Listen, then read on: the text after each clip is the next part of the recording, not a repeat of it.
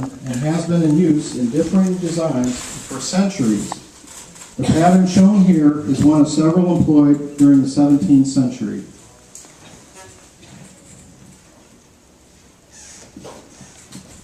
Although the coming of the Revolution caused the rejection of traditional British patterns for flags in many instances, the older patterns persisted to a surprising degree. In the so-called Continental flag, we have a version of the red ensign or meteor flag in use for so many years. A green New England pine tree was substituted for the Union flag in the canton. The Continental flag is believed to have been carried at the Battle of Bunker Hill. During 1775, General Washington fitted out a squadron of 6 warships at his own expense. These vessels, generally known as Washington's cruisers, hoisted an ensign which was adapted from the well-known and long-used New England pine tree flag. This flag was later modified slightly and adopted by the Massachusetts Navy, one of the naval forces organized by the revolting colonies.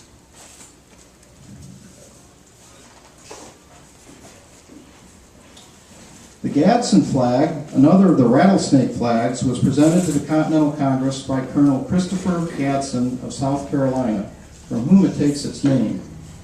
It was used on Revolutionary warships as the captain's personal flag.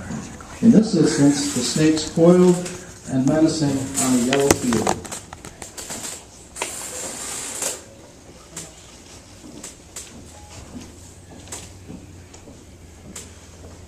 The Grand Union flag, sometimes called the First Navy Ensign and the Cambridge flag, among other designations, was the immediate predecessor of the Stars and Stripes. This type of flag was carried on the flagship Alfred on December 3, 1775, as the naval ensign of the 13 colonies, after Commodore Esek Hopkins assumed command of the Navy built by Congress. It was hoisted by General Washington in January 1776 at Cambridge, Massachusetts, as the standard of the Continental Army, and it was also carried ashore by the Marines who made an expedition to the Bahamas in March of 1776. As the flag of the Revolution, it was used on many occasions. Before June 14, 1777, when the Continental Congress authorized the Stars and Stripes. The canton, with its crosses of St. George and St. Andrew, indicated our relation with the mother country until the severance of those ties brought about its replacement with white stars in a blue field. Washington later wrote that it was flown at Cambridge out of compliment to the United Colonies. The first Stars and Stripes. The Stars and Stripes, whose birthday we observe on June 14th, which is today, was created on this date in 1777, when the Continental Congress resolved that the flag of the 13 United States be 13 stripes, alternate red and white, that the Union be 13 stars, white in a blue field, representing a new constellation. The first Army flag had the stars arranged in a circle, presumably based on the idea that no colony should take precedence.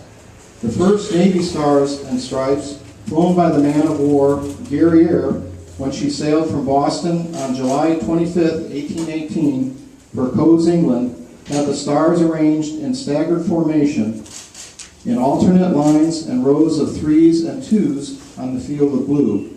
However, on September 9, 1818, the Board of Navy Commissioners received a directive from President Monroe that the flag of the United States shall conform to the pattern herewith transmitted, 20 stars in the blue Union and 13 stripes, red and white, alternately, according to the Act of Congress passed on the 4th of April last, of which you will please to give notice to the naval commanders and the necessary directions for making the flags.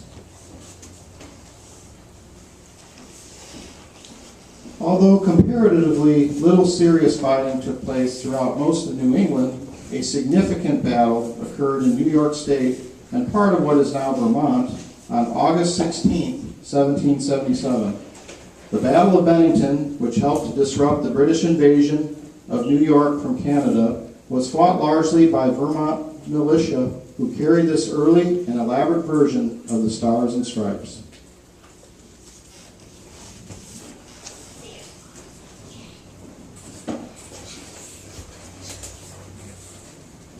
Following an act of Congress on January 13, 1794, this was the flag of our country from 1795 until 1818. The addition of the 2 stars and 2 stripes came with the admission of Vermont March 4, 1791, and Kentucky June 1, 1792, into the Union. This type of flag figured in many stirring episodes. It inspired Francis Scott Key to write the Star-Spangled Banner. It was the first flag to be hoisted over a fortress of the Old World when Lieutenant Presley N. O'Bannon of the Marine Corps and Midshipman Mann of the Navy raised it above the Tripolitan stronghold in Dern, Tripoli, on April 27, 1805. It was our ensign in the Battle of Lake Erie and was flown by General Jackson at New Orleans. Fearing that too many stripes would spoil the true design of the flag, Congress passed a law on April 4, 1818, returning the flag to its original design of 13 stripes and providing for a new star to be added to the blue field as additional states came into the Union. Thus, for nearly a quarter of a century, this flag with its 15 stars and stripes was the banner of our growing nation.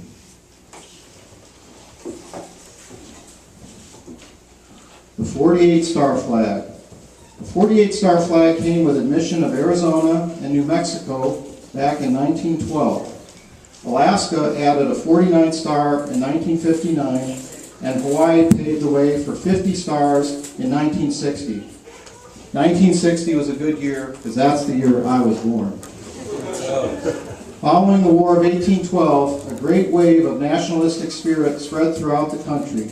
The infant republic had successfully defined the might of an empire. As this spirit spread, the stars and stripes began to take on the characteristics of a mighty symbol of sovereignty. The homage paid that banner is best expressed by what the gifted men of later generations wrote concerning it. The brilliant Henry Ward Beecher said, "A thoughtful mind, when it sees a nation's flag, see not the flag, but the nation itself. And whatever may be its symbols, its insignia, they read chiefly in the flag the government, the principles, the truths, the history that belonged to the nation that set it forth.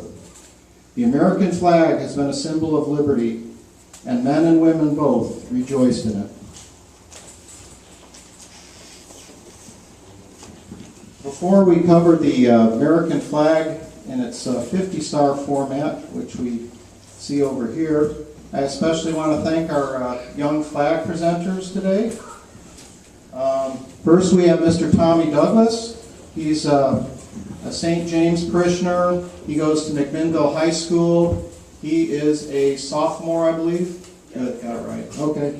And anyways, he attended Freedom's Foundation at Valley Forge, Virginia, where he was taught American history by a group of high school teachers that devote their time to passing on history and dressing up in uniform. So we're very happy to have you, Tommy. Thank you.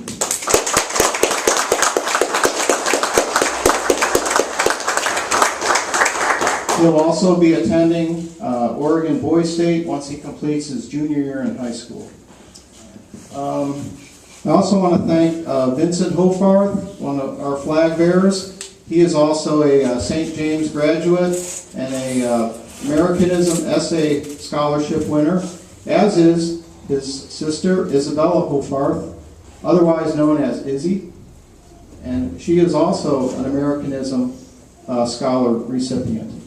Anyways, a big round of applause for these flag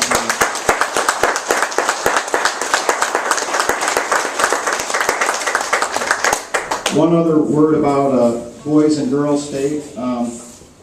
Today, a little earlier, I had to give this same presentation to 117 girls between junior and senior year. I know, Tommy, you would have rather done it instead of me. Anyways, Boys and Girls State both have this flag presentation done each year. And one of the reasons I'm out of uniform wearing an Illinois Legion hat is because my dad was a member of Post 253 in Richmond, Illinois. Unfortunately, he passed away when I was only 3 back in 1964. But his anniversary is June 16th, which is a couple days from now. And I'm very honored that Boys State was started in Illinois in 1935 by some teachers that wanted to avoid the threat of communism. And my dad went in 1938, the fourth year it was a national program. So it's kind of something I work in his honor, and I'd like to remember him at this time. Thank you.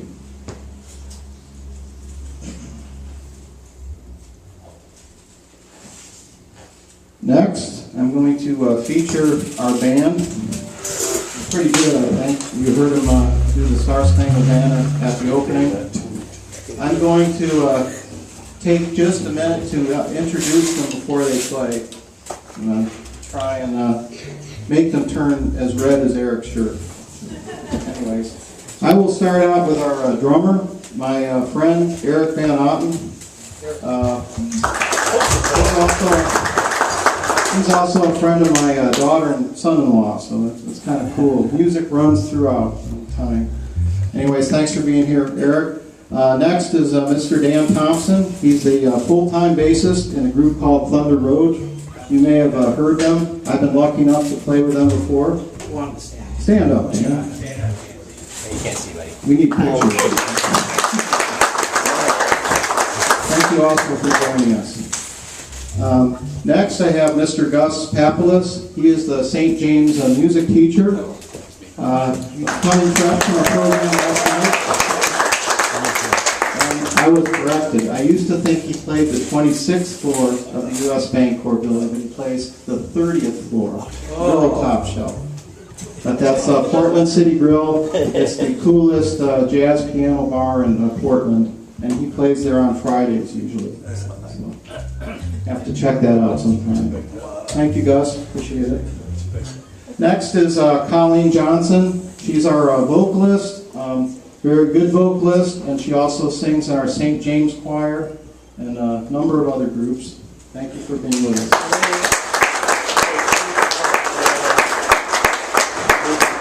Moving right around.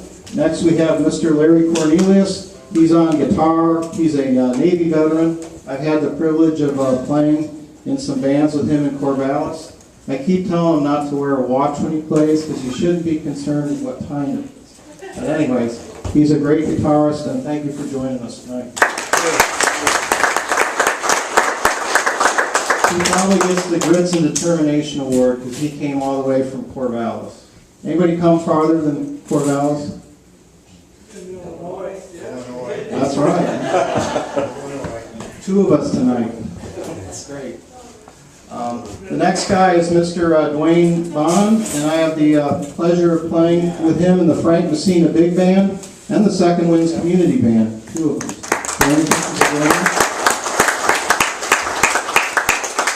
And now on to the guys in the center, and I'm probably blocking them, so I apologize about that. But anyways, on trombone, we have Eric Mooney, and he's really trying to confuse us because he's currently not in Second Winds, which Mark directs. He plays in the Salem Concert Band, but he also plays in our St. James Choir, and is an excellent trombonist.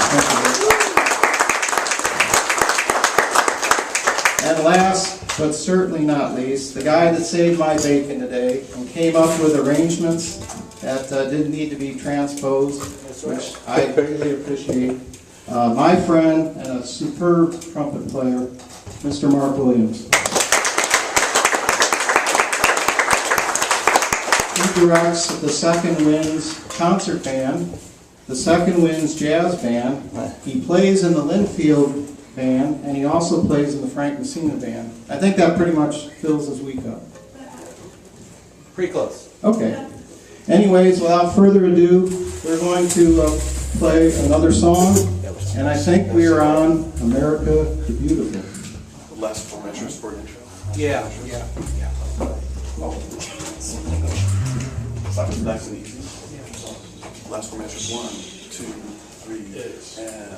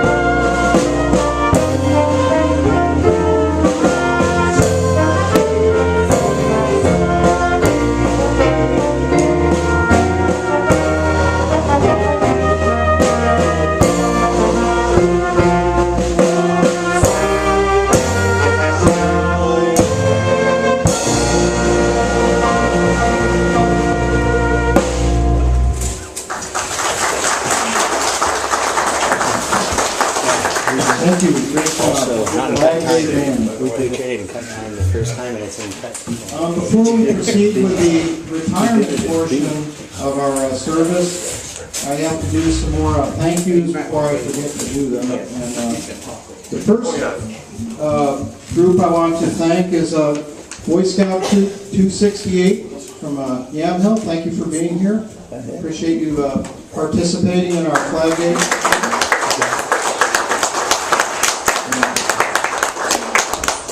If you like what you see, we may even call on you to do some more next year. I also want to thank, and I love this name, I think you're going to be with us year to year, and I'm not making this up, this is the guy's name, Rock Me Roll. So anyways, we'll try and play some rock and roll for you. Anyways, thanks for being here. He's with the News Register, taking pictures and writing some clips down. I also want to thank my... And I also want to thank Starla Pointer that put a nice blurb in the News Register about us, and it's been very good to our Flag Days in the past. Again, I want to thank my committee, as they put in a lot of time and effort. Walt Fulcher from Post 173. Thank you, Walt. Marv Worden, this young guy on my left, who, believe it or not, will be 90 years old in September, helps me with Flag Day every year.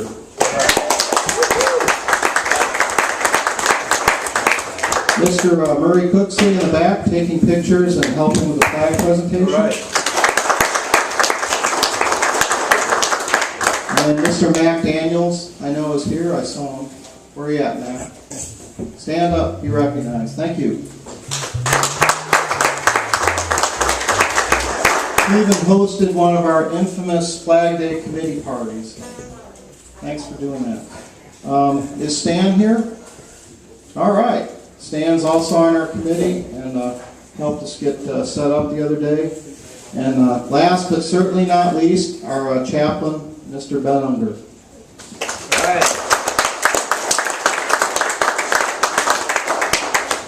Okay. Moving right along, we have a piece on the current flag, and then we'll move into the flag retirement. As you see, we have a bunch of flags here. Unfortunately, a lot of them we don't have any information about, but the ones that we do, where there's little notes attached, we like to read those so you know when and where the flag was flown. But first we're going to talk about Old Glory, this flag on the right, our current 50-star version. I am Old Glory. For more than 2 centuries, I have been the banner of hope and freedom for generation after generation of Americans. Born amid the first flames of America's fight for freedom, I am the symbol of a country that has grown from a little group of 13 colonies to a united nation of 50 sovereign states. Planted firmly on the high pinnacle of American faith, my gently fluttering folds have proved an inspiration to untold millions. Men and women have followed me into battle with unwavering courage. They have looked upon me as a symbol of national unity. They have prayed that they and their fellow citizens might continue to enjoy the life, liberty, and pursuit of happiness which have been granted to every American as the heritage of free men and women. So long as men and women love liberty more than life itself, so long as they treasure the priceless privileges bought with the blood of our forefathers, so long as the principles of truth, justice, and charity for all remain deeply rooted in human hearts, I shall continue to be the enduring banner of the United States of America. And Marv, this is the time I need you. Now we're going to work on the flags here, and Marv is going to help me identify which ones say something and which ones don't. Ways it has been recommended our worn set of old colors be fittingly retired. As they have served for many years and on a great variety of occasions, we shall retire them with the respect they deserve. We have the honor to present for inspection and retirement the colors which have served us. These colors have become faded and worn as a result of use, and I recommend they be retired. Since they are now unserviceable in a worthy cause, they shall be honorably retired from further service. Next, if I can have our chaplain come up, there's a prayer for you to do. That all these flags will be counted. Yeah, while Ben is coming up, I will mention that all the flags will be counted, and then they are turned over to Schnitzer Steel for a proper incineration. Got my glasses on this time. Good. Okay, I'm covered. Almighty God, Captain of all hosts and commander over all, bless and consecrate this gathering. We thank you for our country and its flag, and for the liberty for which it stands. We thank you for the American Legion and its banner, and the privilege you have given us to serve our country in its hours of need, and to continue to serve our country in time of peace. Amen. Amen. Thank you, Ben.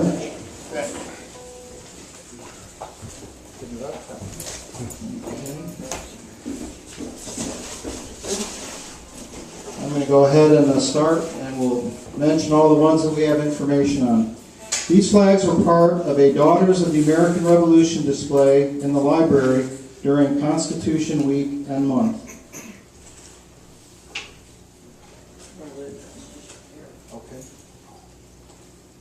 This flag was flown over Jim and Nancy Densmore's home in Yamhill when we lived on our farm, and they're in attendance tonight. Thank you for coming, Jim and Nancy.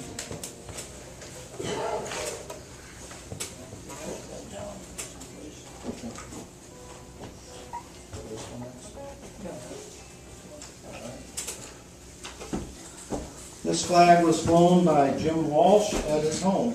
Doesn't say when, but he turned it in.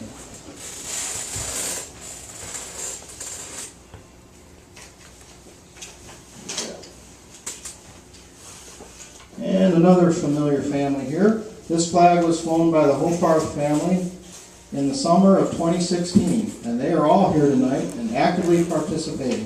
Thanks for being here, Vince and Rebecca, and Isabella, and Vince.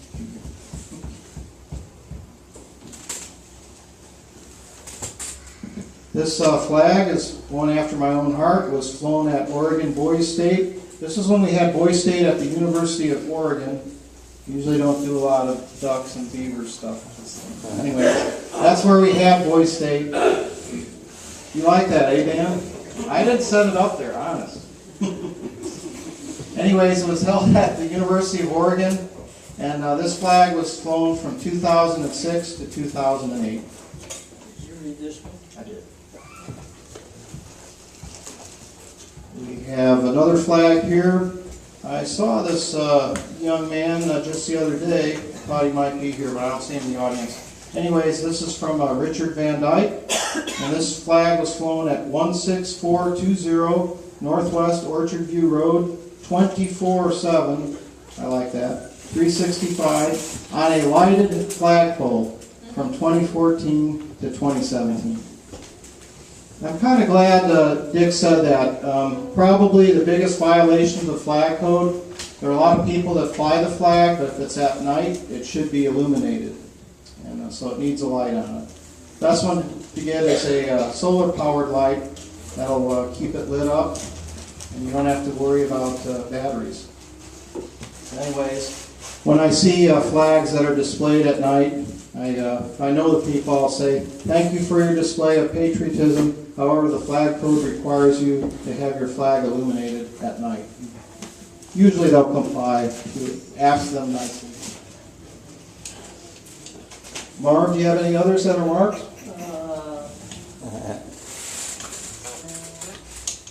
I know we have a big one here from a good friend of mine. Mr. Dave Billingsley brought in this flag from Newburgh Ford, and it was flown up until May of 2017. Thanks for being here, Dave.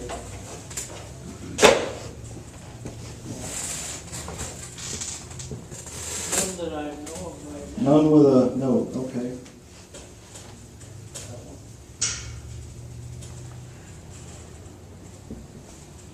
Proudly waved the flag they fought for, World War II Veterans Committee. They've served their purpose as cemetery flags. Well, I'll take my time and count every flag. Right, we will have an accurate count, and I will email Starla and rock me roll. And I'll give me absolute honest count. Looks like we have all American flags today. I don't see any prisoner of war flags or state of Oregon flags, but we do retire any flags that are given us. We've had flags come in from as far as Iraq and Afghanistan, thanks to my nephew who flies F-22s out of nowhere else but Hickam Air Force Base in Hawaii, believe it or not. And we've also had a flag from the state of Colorado that my brother sent me since he knew I was doing a flag retirement. Hey John, I think there's one of the right in the Ah, there it is. Oh, there's someone Thank right you. there. This is a Union Pacific flag flown 2016 through 2017 at the Portland Service User Headquarters. Thank you. I'm glad you pointed that out because I missed it.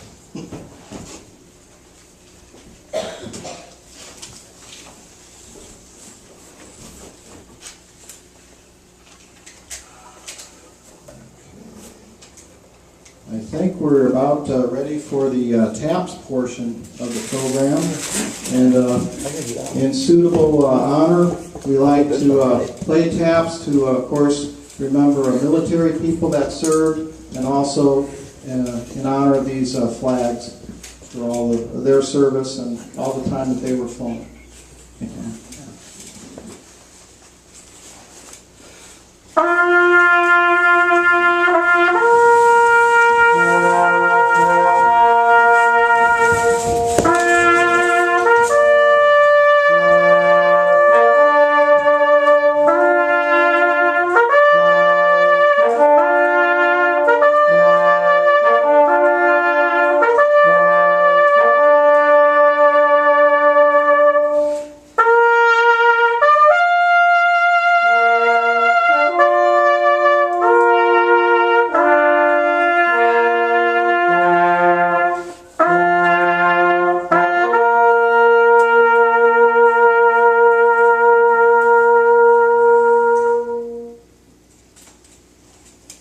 Thank you. Thank you very much. I was wondering why Eric left the room. That was part of the Missing Man formation, but it was also the Echo Taps. So it was Mark Williams on trumpet and Eric Moline echoing on the trombone. That was pretty cool. Good job, Eric. I actually was lost. All 24 notes? He didn't think I had the notes counted, but I did.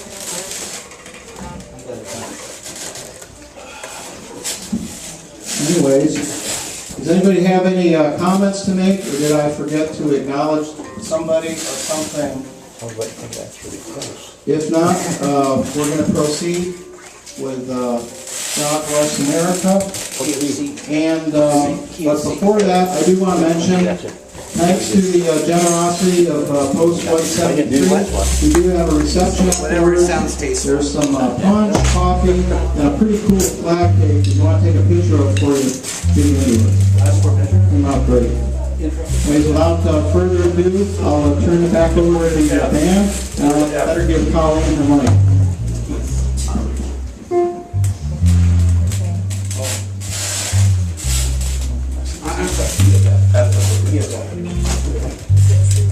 It's cut time, but that's nice and easy, right? Yeah. Yeah. 1, 2, 1, 2, 3.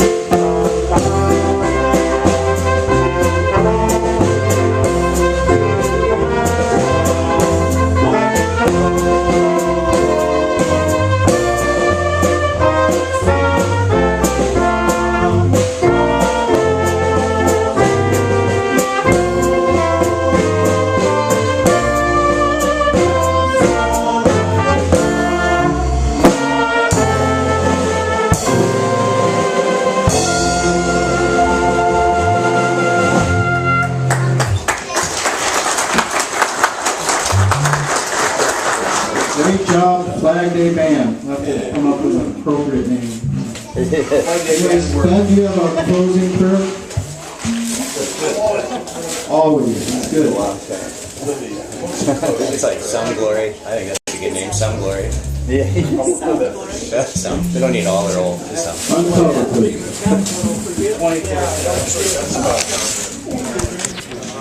Look at it, keep going.